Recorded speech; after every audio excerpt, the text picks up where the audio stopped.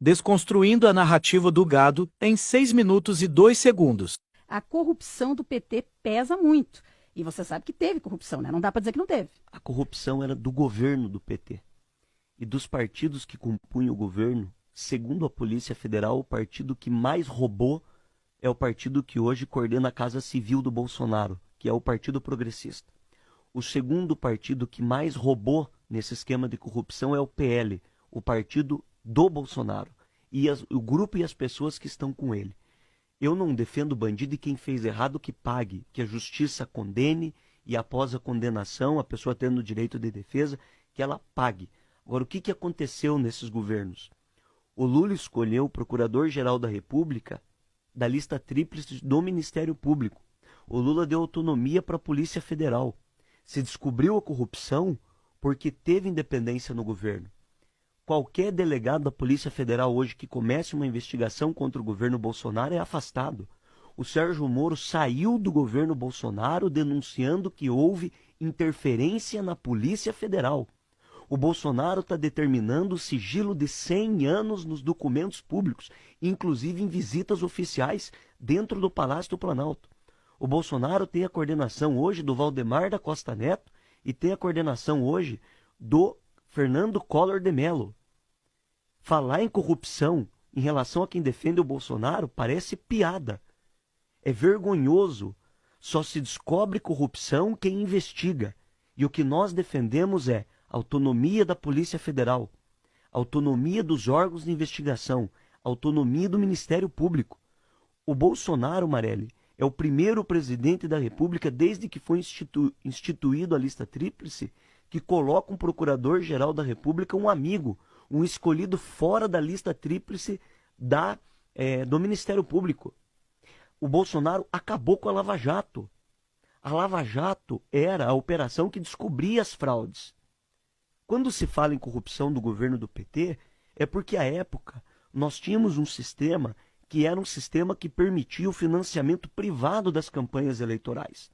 Nós tínhamos ali uma falta de transparência que ao longo do governo foram feitas situações como a lei da transparência, como a autonomia da Polícia Federal que permitiu as descobertas. Agora, não é esse o debate. O debate é que o país está mergulhado numa crise econômica. Nós temos pessoas disputando pele de galinha, disputando osso nos lixos para poder comer. Nós temos uma situação que o salário mínimo parou de crescer. Nós temos uma situação que os programas habitacionais foram cortados. O Bolsonaro apresentou uma reforma da Previdência que queria cortar benefício BPC, que é o benefício de prestação continuada para criança deficiente. Olha a situação que está o nosso país. É uma situação que aprofundou a crise. Tudo bem o ricão está defendendo o Bolsonaro, eles ganharam muito dinheiro.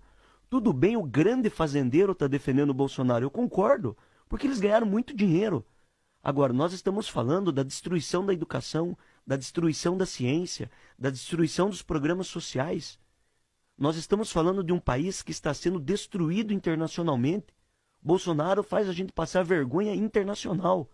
Bolsonaro acaba de cortar dinheiro da ciência e da educação para beneficiar aliados políticos. Eu sempre tive lado na política. Poderia estar fazendo um debate sobre outro candidato contra o Lula. Poderia não estar apoiando o Lula. Essa é a primeira eleição da minha vida que eu voto no Lula. Agora o debate é a decência contra o absurdo. E eu não poderia deixar de ter lado e posição, porque eu estou em Brasília. Fui o único deputado a representar Ponta Grossa nesses últimos 4 anos. Eu presidi a Comissão de Ciência e Tecnologia, que está tendo dinheiro cortado, e o nosso país está ficando no atraso. E eu não poderia aceitar uma situação como essa sem falar a verdade aqui para as pessoas. É uma eleição que, novamente, o teor do debate está indo para a mentira, para o ódio, para as redes sociais, para a falsidade do WhatsApp, para a falsidade do falso moralismo. É muito triste e perigoso. Eu tenho muito medo mesmo, o que o atraso do Bolsonaro pode trazer para o nosso país. E não é mais, Marelli, nenhuma questão de Lula e de PT, que eu tenho as minhas críticas e que eu acho que eles precisam ter uma autocrítica. A minha preocupação é uma preocupação sobre garantias institucionais. Bolsonaro, ele tem uma tendência truculenta, todo mundo sabe disso, autoritária, e hoje a a candidatura do Lula vem recebendo apoios, inclusive de adversários históricos. 150 cientistas acabam de assinar uma carta em defesa da ciência, da educação, apoiando a candidatura de Lula. E não é nem porque gostam do Lula, é porque tem aversão, porque tem medo do que pode significar uma candidatura, uma eleição do Bolsonaro sem ele precisar ter uma nova reeleição. Esse mando, essa truculência, esse ódio, essa mentira, o corte em recursos importantes da área da educação, da área da ciência, da tecnologia, os absurdos cometidos sobre o governo dele, os problemas de corrupção e tantas outras coisas. Eu poderia falar aqui ponto a ponto. Agora, o apoio à candidatura do Lula é porque o Lula já foi presidente, o Lula tem apoio internacional, todo mundo sabe que é um republicano, que é uma pessoa que dialoga com todas as áreas e que respeita as regras e as instituições. Com todo respeito aos demais eleitores, ninguém é dono da verdade, eu falo isso sem ódio, sem raiva.